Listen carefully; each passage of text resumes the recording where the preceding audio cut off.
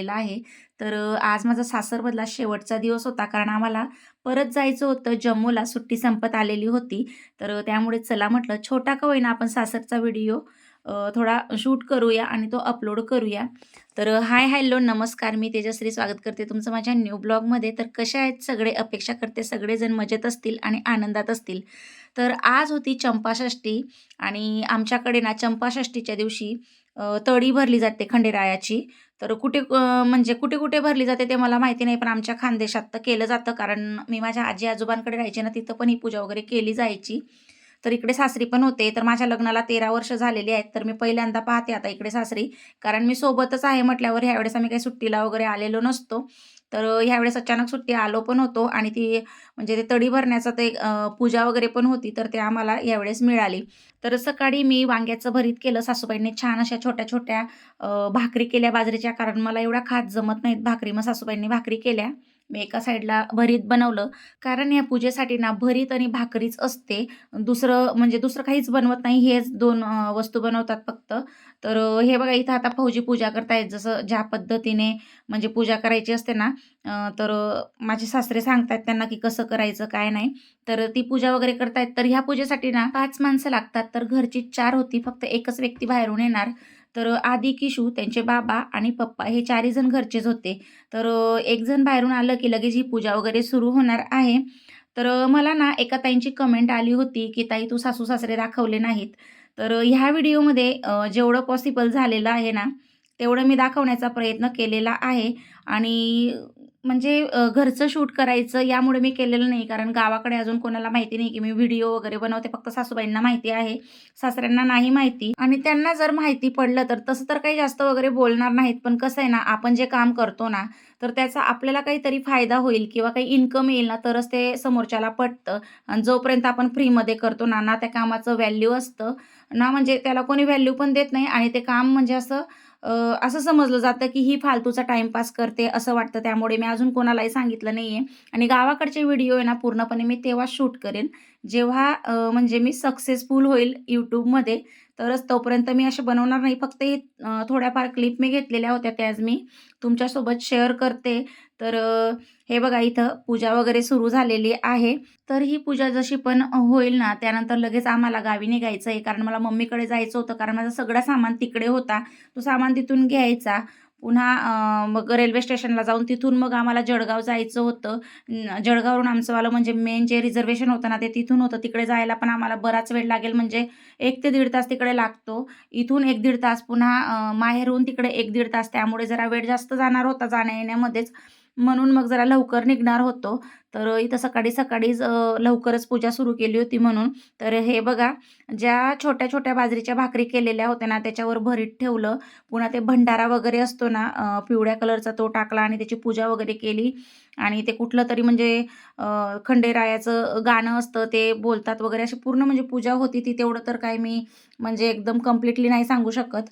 तर त्यानंतर त्यांची सगळ्यांची पूजा झाली. ते भाकरी एक-एक जणांनी खाल्ल्या आणि त्यानंतर हे बघा इथं आता मी पूजा करून घेते. ज्या पद्धतीने सासूबाई सांगतायत ना, त्या पद्धतीने मी आता पूजा करून घेते. तर मी ना यांच्याकडे मोबाईल दिलेला होता शूट करायला. यांनी फक्त मलाच घेतलेलं आहे त्या शूटमध्ये. आईंचा चेहरा पूर्ण दिसत नाहीये. थोडं पुढे दिसणार, पण म्हणजे तरी पण स्पष्ट दिसलेलं नाहीये. आणि मी जर शूट घेतला असता ना, तर व्यवस्थित सगळेजण येतायत का असं बघून मी शूट घेत असते. पण यांना तेवढं म्हणजे कळत नाही अजून कशा पद्धतीने शूट घ्यायचं काय. तर हे बघा इथं मी सासूबाईंना विचारून सगळं म्हणजे पूजा वगैरे करून घेतलेली आहे. तर ही पूजा ना चंपाषष्ठीच्या दिवशीच करतात आणि याला तळी भरायचं असं बोलतात आमच्याकडे खानदेशमध्ये. आणि इतर भागामध्ये असतं की नसतं मला माहिती नाही. कोणी-कोणी आकडी धरलेली असते, म्हणजे जसं की ही तळी भरल्याशिवाय ना ते वांगे खात नाही किंवा कांदे खात नाही, असं काहीतरी आहे वाटतं त्याचं. आणि जेव्हा ही तळी भरली जाते ना, तेव्हा मग वांगे खायचं सुरू वगैरे करतात असं असतं. कारण इथं भरीत म्हणजे नैवेद्यासाठी असतं ना, त्यासाठी ते वांग्याची आकडी धरलेली असते वाटतं. तर इथं माझी आता पूजा आटोपत आलेली आहे. तर कोणाकोणाला माहिती होती ही तळी भरण्याची पूजा, तर कमेंट करून नक्की सांगा. आणि काही ठिकाणी ना सेम अशी जी पूजा वगैरे राहत असेल, पण कदाचित त्याला दुसरं नाव देखील असेल. कारण प्रत्येक ठिकाणी ना वेगवेगळी नावं असतात. प्रत्येक याला म्हणजे पूजा वगैरे सेम असते, फक्त नावं वेगवेगळी दिली जातात. तर हे बघा आता इथं मला ना सासूबाई कुंकू वगैरे लावून देतात, कारण मी विसरली होती कपाळाला कुंकू वगैरे लावायचं. आणि यांनी ना तरीसुद्धा व्यवस्थित शूट घेतलं नाही. त्या साईडनं घ्यायला पाहिजे होतं, कारण आई पण दिसल्या असत्या मग.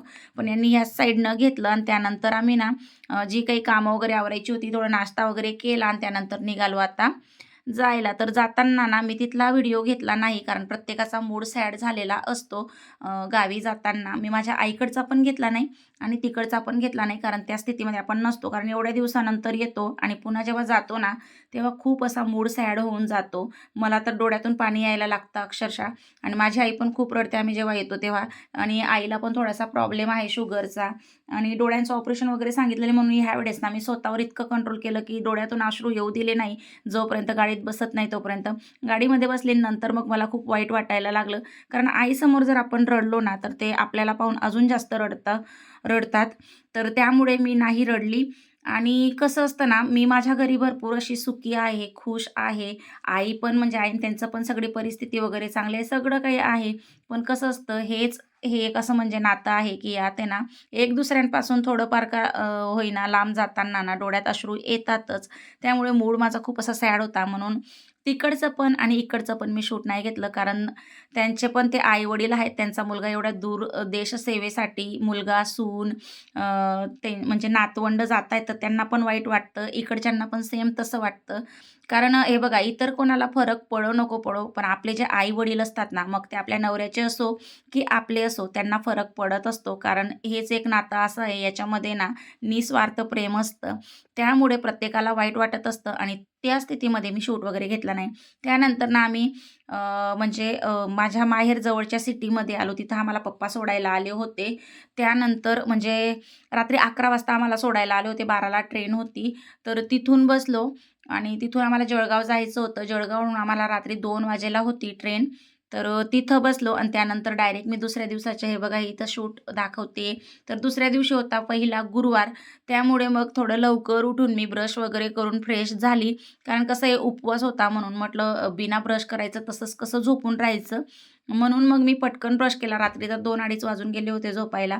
ब्रश वगैरे करून थोडं फ्रेश होऊन आता इथं थोडी रेडी होते आणि त्यानंतर मग काहीतरी फ्रूट वगैरे खाणार. आणि आम्ही ना ट्रेनमध्ये आता कधीच चहा घेत नाही, कारण घेतली पण ती फेकली जाते.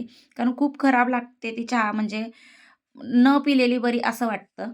त्यामुळे चहा वगैरे तर घेण्याचा प्रश्नच येत नाही. मग आम्ही काय करतो ना ट्रेनमध्ये जास्तीचे फ्रूट वगैरे घेऊन येतो. कारण कसं आहे जेवण पण एवढं ठीक भेटत नाही. तसं तर मम्मीने मला जेवण बनवून दिलेलं होतं, पण माझा उपवास होता. मुलांनी खाल्ल्या मेथीचे पराठे वगैरे बनवून दिलेले होते मम्मीने. ते मुलांनी खाल्लं, यांनी खाल्लं. फक्त माझा उपवास होता म्हणून मग मी फ्रूट खाणार आहे. आणि असं ट्रेनमध्ये ना 2 ते 2.5 दिवसाच्या प्रवासामध्ये इतकं खराब वाटायला लागून जातं, काही खाऊ पण वाटत नाही. फक्त म्हणजे असं आपल्याला त्रास व्हायला नको म्हणून थोडंफार खायचं असतं. कारण मी तर ना ना ट्रेनमध्ये चहा घेते, ना म्हणजे बाहेरचं जास्त जेवण घेते. आम्ही घरूनच बनवून आणत असतो. तर त्यानंतर हे बघा भाऊजींनी मला इथं ऑरेंज वगैरे सोलून दिले. ते पण जरा आंबट होते, तरी पण मी थोडे खाल्ले.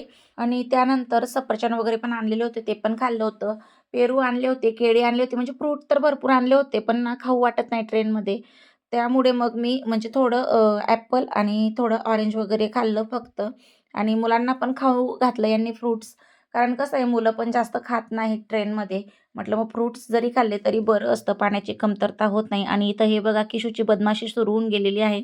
जे ऑरेंजचे छिलके असतात ना, तर ते ना तो म्हणजे त्याच्या पप्पांच्या डोळ्यांमध्ये असं हे करतोय, उडवतोय त्याचा रस. कारण हे लहानपणी ना आम्ही पण भरपूर खेळलेलो आहेत. म्हणजे आम्ही असं मम्मी-पप्पांसोबत नाही, पण फ्रेंड्ससोबत असं करायचो आम्ही.